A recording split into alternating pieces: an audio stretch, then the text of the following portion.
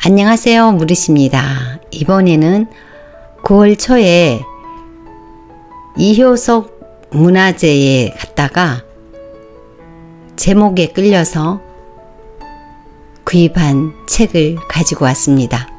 작가는 선미화 작가입니다.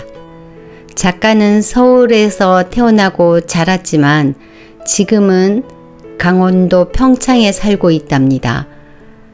주변에 가득하지만 그래서 알아차리기 힘든 아름다운 것들을 마음과 눈에 가득 담아 쓰고 그리는 사람이 되고 싶다라고 기록되어 있어요. 그래서 아마도 그림 에세이, 그림책 등의 다수의 책을 출간하셨네요. 작가의 하루하루의 소소한 일상들이 담겨져 있을 걸 기대하면서 책 속으로 들어가 보겠습니다. 총 4장으로 구성되어 있고요. 첫 번째는 고만고만한 보통의 날들이 모여서, 두 번째 장에는 돌아갈 곳이 있는 여행, 셋째 장에서는 변하지 않는 것들의 위로, 네 번째 당연하지만 당연하지 않은 것들, 이렇게 구성되어 있어요. 저는 오늘 고만고만한 보통의 날들이 모여의 첫째 장을 읽어보도록 하겠습니다. 보통의 날들. 매일의 일과는 대부분 비슷비슷하게 흘러간다. 비슷한 시간에 일어나 밥을 먹고 비슷한 모습으로 일을 하고 비슷한 시간에 잠이 든다. 반복되는 일상에서 습관처럼 하루를 지내다 보면 어느새 한 주가 지나고 한 달이 흘러간다. 달력의 날짜를 세어보며 어느새 훌쩍 흘러간 시간에 놀랄 뿐이다. 그렇게 정신없이 흘러간 날들의 잔상은 꽤나 비슷해서 가끔은 의미 없이 사는 것처럼 느껴진다. 하지만 눈을 크게 뜨고 가만히 들여다보면 비슷하긴 해도 같은 날은 없다. 비슷한 일상인 것 같아도 매일 다른 음식을 먹고 매일 다른 기분으로 살아간다. 날씨가 다르고 만나는 사람들의 모습도 분명 다를 것이다. 내 곁에는 그냥 지나치는 일상의 다양한 모습이 존재한다. 나를 안다는 건 그런 일상의 모습을 흘려보내지 않고 챙겨 마음에 담는 것이다. 딴짓을 권함. 가을이 되면 떨어진 낙엽을 쓸고 날이 좋을 때면 햇볕 잘 드는 곳으로 화분을 옮겨 놓는다.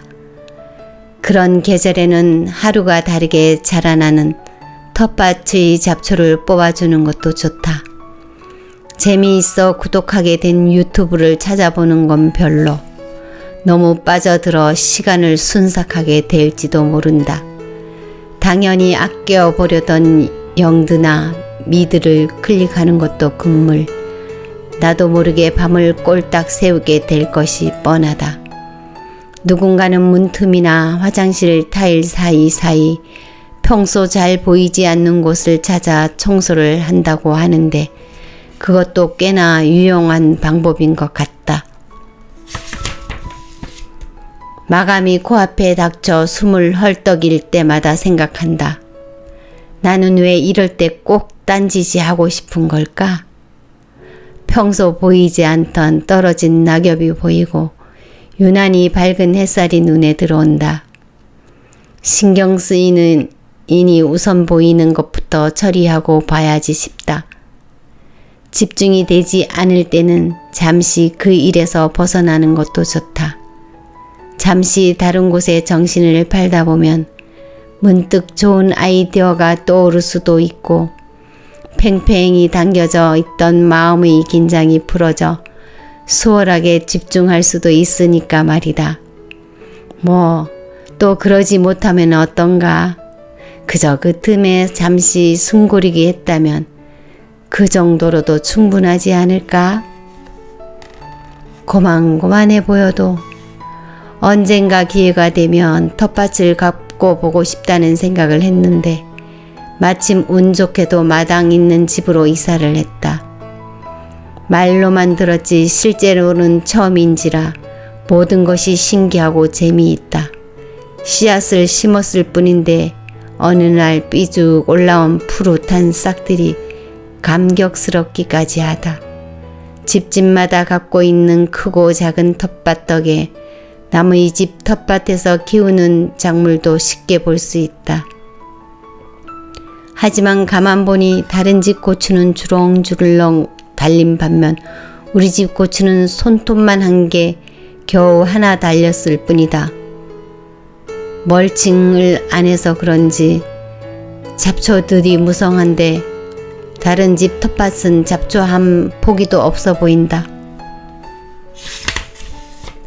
심지어 우리 집 텃밭에 심은 모종은 잎이 노랗다 못해 말라 떨어져 나가는데 다른 집 작물들은 푸르다 못해 싱그럽다. 문득 우리 밥만 못나게 자라는 것 같아 열심히 가꾸던 일마저 하지 않을 때가 많아져 속상해 하소연하니 경작하지 않던 땅이라 척박해서 시간이 걸린단다. 시들시들해 보이지만 나름 땅에 적응하는 중이니 대견하게 생각해야 한다고. 그냥 시간이 걸릴 뿐이지 잘 자라고 있는 거라고. 들여다보고 말도 걸어주고 물도 많이 주면 내년 후년에는 땅이 서서히 좋아져 식물도 잘 자라게 될 거라고 한다. 그 말을 듣고 살펴보니 무성해진 잡초들 사이로 싹들이 어느새 성큼 자라 있는 것이 보인다. 고만고만해 보여도 딴에는 말도 안 되는 환경에서 무지하게 애쓰고 있는 거였다. 왠지 비교하며 투덜거린 게 미안해진다.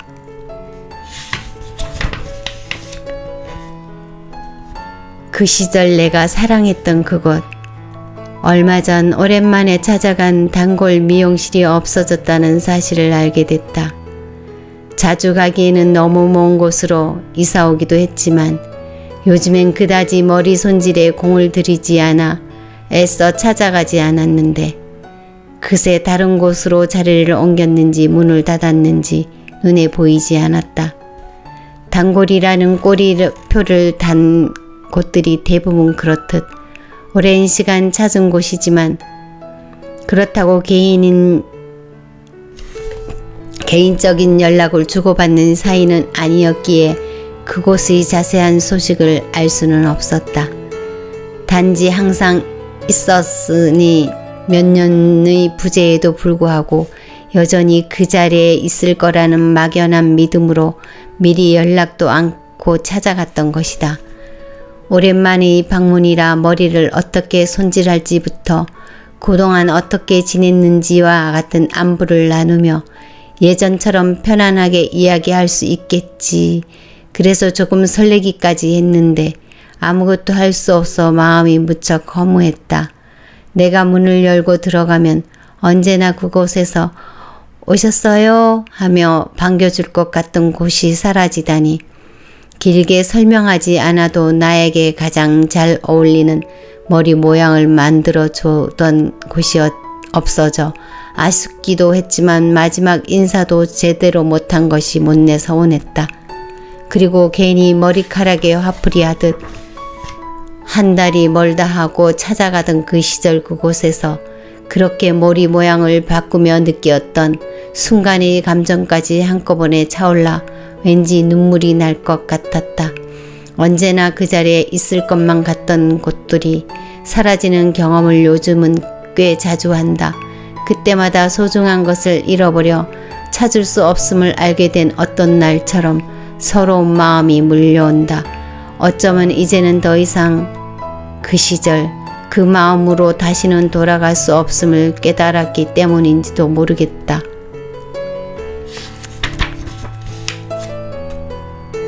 머쓱타드. 누군가에게 화가 났던 때를 되돌아보면 많은 순간 나 같으면 이라고 생각하는 나를 발견한다. 나 같으면 이러지 않았을 텐데 왜 내 마음과 같지 않냐며 정답을 정해두고 그것을 맞추지 못했다고 화를 내는 모습을 말이다.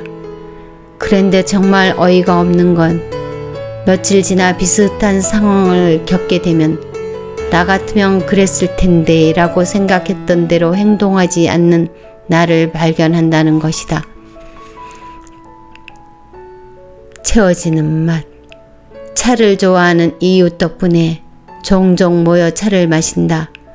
처음에는 차와 평소에는 마시는 물의 차이를 알지 못해 무슨 맛으로 먹는 건가 싶었는데 한 잔, 두 잔 마시다 보니 향도 알게 되고 마시면 전해지는 몸속 따뜻함도 느낄 수 있게 되었다. 그러면서 차에 대한 상식 같은 것들도 덤으로 알게 됐다. 차를 마시기 위해 며칠에 한 번씩 산에서 내려오는 약수를 떠다 주시는 분이 있는데 차를 내릴 때는 물이 굉장히 중요하기 때문이란다. 또 찻잎을 따고 차를 만드는 사람의 정성과 차를 내리는 사람의 마음에 따라 차맛이 달라진다고 한다. 찻잎을 따고 덕는 누군가의 정성과 매번 물을 길어다 주는 어떤 이의 정성, 그리고 차를 내리는 사람의 마음이 더해져 차의 맛과 향이 결정된다. 무언가에 쏟는 마음이란 게 그런 것이 아닐까 싶었다.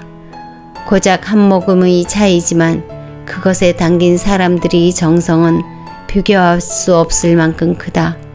그리고 그것을 알지 못하고 마셨을 때와 알고 마셨을 때의 마음도 달라진다.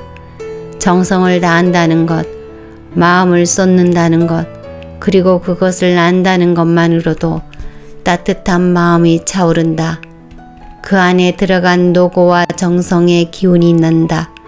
차를 마시면 몸이 따뜻해진다고 느꼈던 게 그런 이유 때문인지도 모르겠다. 누군가의 노고와 정성으로 나의 마음이, 나의 시간이 가득 채워진다. 좋아하는 것이 가득한 곳에 사는 것.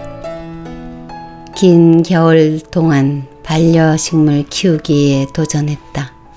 식물이 주변 가득한 곳에 살면서 굳이 뭘 또 집에서까지 키우냐는 사람들도 있지만 내가 좋아하는 향이나 좋아하는 모양의 식물들이 내가 주는 물을 먹고 나와 함께 햇볕을 쬐며 한 집에서 살아가는 걸 보는 건 좀 다른 기분이다.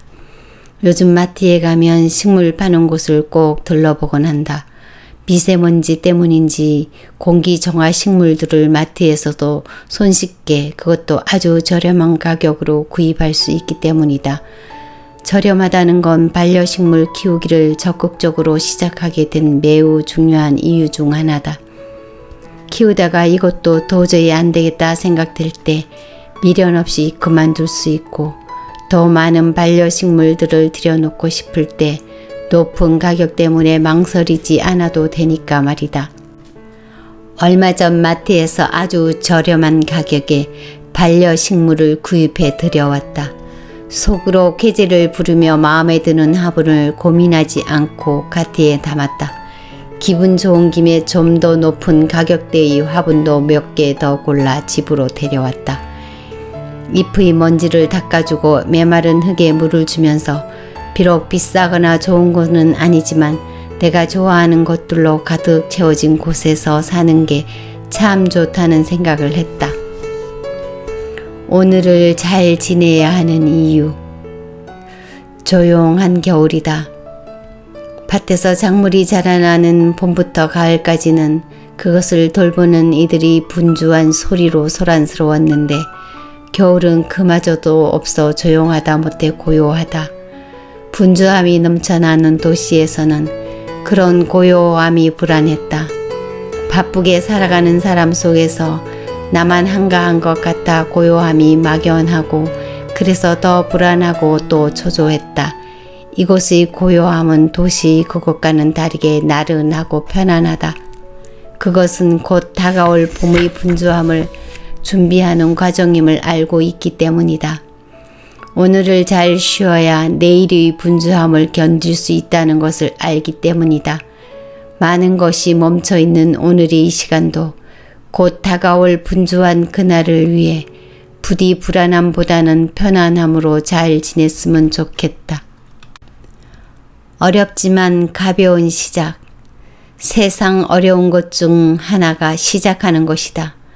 사소한 일 하나도 잘할 수 있을까? 안 되면 어떡하지? 걱정과 근심을 늘어놓기 일쑤고 이것저것 생각하고 따지느라 시작도 하기 전에 지쳐버린다. 사실 시작하고 보면 별거 아니거나 쉽게 풀리는 일이 많은데 알면서도 매번 시작의 순간에는 망설이게 된다. 뭐든 잘하고 싶다는 마음으로 비장하게 시작해서 그런 건 아닌가 싶다. 잘하고 싶다는 마음이 드는 건 당연하지만 우리가 최악의 상황을 불사해가며 이뤄야 할 일이 세상에는 그렇게 많지 않다. 그럼에도 비장한 각오를 다지고 시작하려는 일이 많아 무슨 일이 있어도 잘해야 한다는 힘이 잔뜩 들어가 무거워진다. 그 무거움을 알기에 시작이 매번 어려운 것인지도 모르겠다. 시작은 당연히 어렵지만 어려워서 무거워지지 않았으면 한다. 그냥 어려워서 신중하지만 힘이 들어가지 않아 가벼운 마음이었으면 좋겠다. 시작이 반. 한 해가 저물고 또 한 해가 시작될 즈음이 되면 해낸 일들과 해야 할 일들에 대해 생각한다. 새해가 되었다고 해서 특별히 달라지는 것도 없는데 새해가 되면 괜히 마음이 설렌다. 분명 3일도 지나지 않아 잊어버릴 게 뻔하지만 그래도 무언가를 결심하고 시작해야 할 것만 같은 기분이다. 올해도 역시나 시작과 동시에 어떤 일을 해볼까 계획을 세우기 시작했다. 몇 년 전에 산티아고 길을 걸었는데 좋은 기억과 여운이 가득 남아 다시 걷고 싶다는 생각을 종종 하던 참이었다.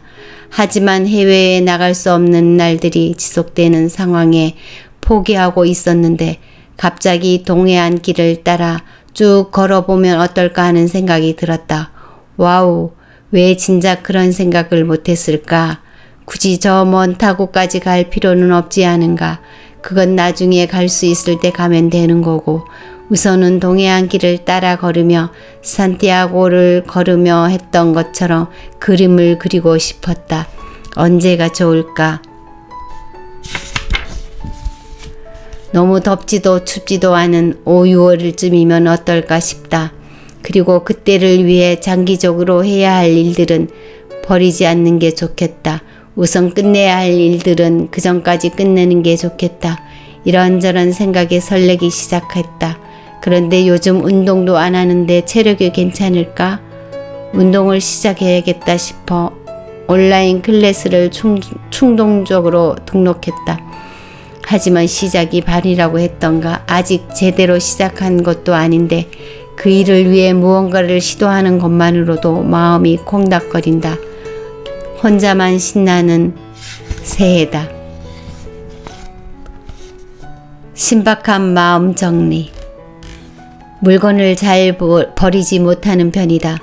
버릴까 고민도 하지만 언젠가는 쓸 일 있겠지 하고는 다시 서랍 아래 넣어둘 때가 많다. 문제는 넣어두고 잊어버린다는 거다. 잊어버리고 있다가 막상 쓰려고 찾으면 없어서 다시 산다. 그러다 이사를 하거나 대청소를 하면서 같은 물건을 몇 개씩 발견하게 된다. 마음도 마찬가지다. 버리지 못하고 묵은 마음의 짐들이 한가득이다. 굳이 들춰보고 싶지 않아 새로운 감정으로 덮어둔 것들에 먼지가 뽀얗게 쌓였다. 설레지 않으면 버리라고 했는데 설레는 마음은커녕 무거운 마음만 가득한 것들이 차곡차곡 쌓여 이내 들어갈 곳 없이 꽉 차 있는 것을 발견한다. 서랍 안을 깨끗하게 정리하려면 한 번은 꺼내보고 다시 넣어두든 버리든 해야 한다.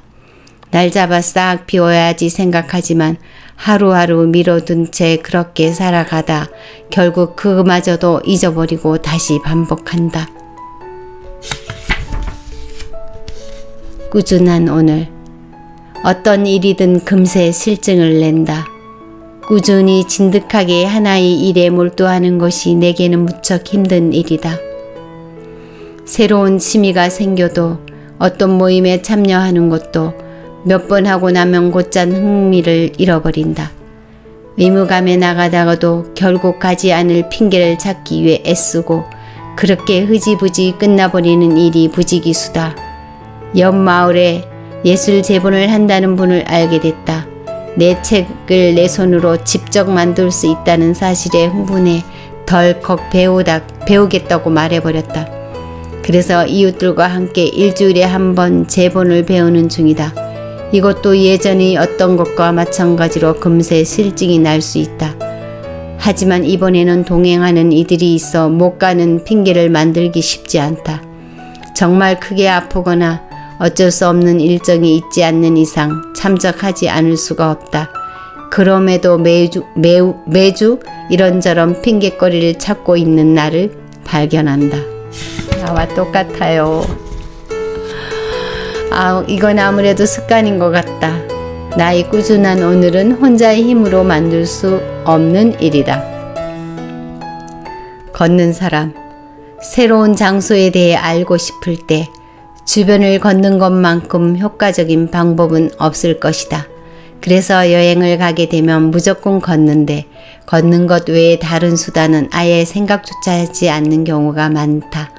걷는 속도에 맞춰 다르게 보이는 풍경, 심호흡에 따라 맡게 되는 공기 냄새 같은 것들을 하나라도 더 담고 싶어 주변을 정성스레 바라보며 마음에 기록하려 노력한다. 기다렸던 여행의 순간이니 오롯이 그 순간에만 집중하고 싶은 마음뿐이다. 대개는 하루 중 많은 시간을 일을 하거나 미래에 해야 할 일을 생각하며 살아간다. 몸은 이곳에 있지만 마음은 다른 곳에 가 있는 경우가 많다. 그래서인지 때론 오늘 하루 무엇을 했는지조차 기억나지 않는다. 오롯이 지금 이 순간을 살아간다는 건 생각보다 쉽지 않다. 여행의 순간뿐 아니라 오늘도 내가 걸어야 하는 이유다. 막연한 시간. 나의 일은 대부분 막연한 시간을 기다리는 것으로 시작된다. 무엇을 그리고 무엇을 써야 하는지 생각하고 그것이 떠오를 때까지 기다리는 시간이 대부분이다. 막상 이미지가 떠오르면 완성되기까지 이 시간은 그렇게 길지 않다. 하지만 막연해서 막막한 시간이 길어지면 어느 순간 툭 마음이 쪼그라든다. 어쩌면 나는 아무것도 하지 못하는 사람일지도 모른다는 의심이 마음 안에서 몽글몽글 솟아오른다. 나에겐 그 의심을 떨쳐버리는 게 이미지를 떠올리는 것보다 더 어려운 일이다. 낯선 곳을 찾아가는 길이라거나 멀리서만 보던 산을 처음 올라가는 일은 막막함과 두려움이 공존한다. 그래서인지 미리 확인했던 시간보다 오래 걸리는 것 같아 내내 스마트폰을 들여다보곤 한다. 하지만 막상 도착하고 보면 생각보다 얼마 걸리지 않은 시간에 또 놀란다. 그리고 돌아가는 길은 예상할 수 있어 그런지 갈 때보다 더 짧게 느껴진다. 1도 3도 어쩌면 길을 찾아가는 것과 비슷하지 않을까? 막막한 시간들을 불안과 초조함을 채우다 보면 시간은 더디게 흘러간다. 불안하고 초조한 마음 때문에 새로운 아이디어를 떠올리기도 쉽지 않아. 불안해서 생각나지 않고 생각나지 않아서 더 불안한 몹쓸 과정의 반복만 남을 뿐. 막연하지만 길은 분명히 있고 견디고 나아가면 언젠가는 도착할 것이라는 것을 알기에 씩씩하게 한 걸음씩 내디딜 수 있다. 그것을 잊지 않고 나아가는 일이 어려울 때도 있지만 어차피 시작한 것도 도착할지 아닐지는 나아가지 않으면 알 수 없다. 그땐 틀리고 지금은 맞는 이야기.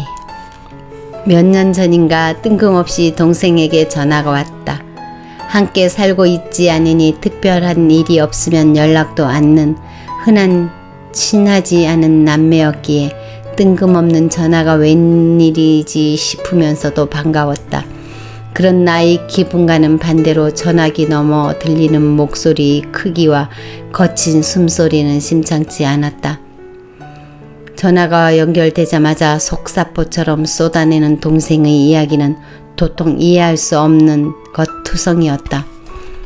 끝내는 감정에 복받쳐 눈물까지 어리는 목소리에 당황했지만 그때의 나는 동생의 분노에 찬 전화에 대꾸할 여력이 없었다. 다짜고짜 화를 쏟아내는 동생에게 결국 같이 화를 내며 전화를 끊어버렸다. 몇 년의 시간이 흐르고 그때 동생이 화를 낸 이유도 알게 되었다. 독립한 누나 대신 집안의 여러 일을 오롯이 혼자 감당하고 있던 동생이 결국 폭발한 것이었다.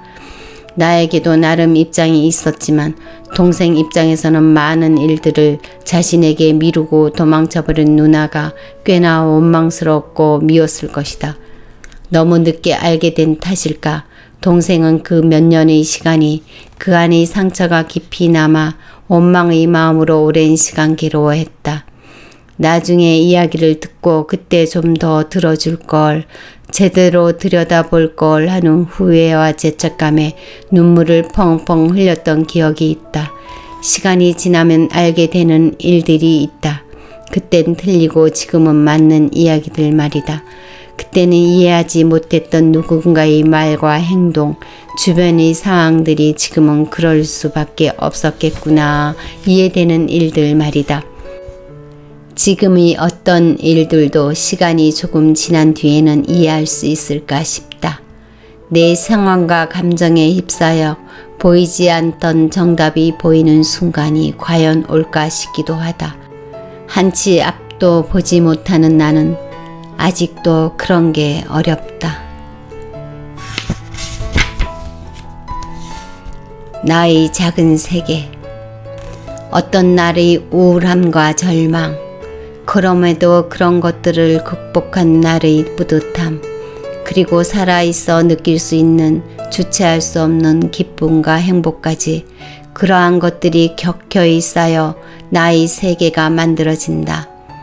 절망한 순간의 모습을 돌아보며 누군가의 슬픔을 이해하고 성공했던 순간의 짜릿함으로 내일의 나를 기대하는 것, 그렇게 모든 순간의 나를 발판 삼아 나의 작은 세계는 조금씩 넓어지고 단단해진다.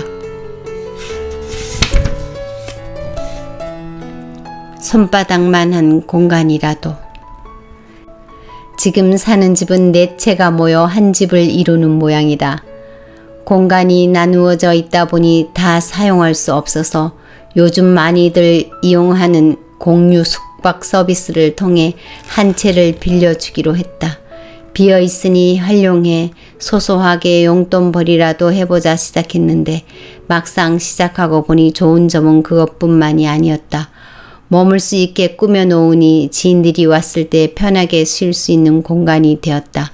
형편이 넉넉하지 않던 시절 이곳저곳 다니며 참 많이도 객식구 노릇을 했다. 그때는 별 생각 없이 들락거리겠지만 돌아보면 엄청난 민폐였다.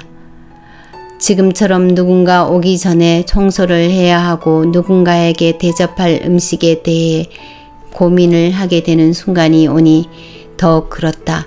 그런 수고로움이 있었음에도 불만 없이 따뜻한 자리를 내어주고 음식과 시간을 내어준 사람들이 새삼 고마웠다. 그때의 기억이 있어 그런지 누군가 나의 공간에 머무른다는 게 고맙고 왠지 나에게 기꺼이 공간을 내어준 누군가에게 보답하는 기분까지 들었다. 작은 공간이지만 점점 나눌 수 있는 것들이 생겨 나쁘지 않다. 지금까지의 내용을 읽어보면서 모든 내용이 다 저의 일상에 묻어놨던 이야기들인 것 같아서 너무 많이 공감이 되는 것 같습니다. 고맙습니다. 나중에 또 들려드릴게요.